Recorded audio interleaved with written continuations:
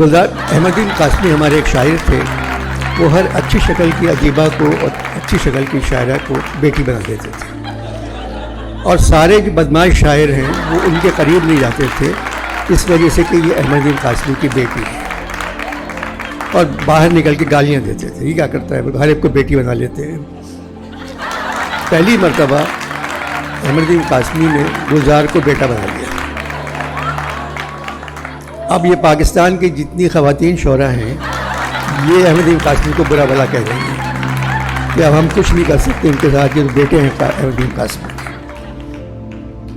اب پتہ نہیں قاسمی صاحب کی شرافت سے ادب کو فائدہ پہنچا ہے یا نقصان.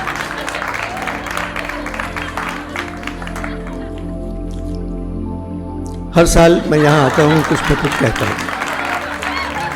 اس سال تھوڑی سی پابندی ہے. شاہ صاحب نے مجھے لکھ کے دیا ہے, انور صاحب خالی ڈرپوکوں پہ بات کریں.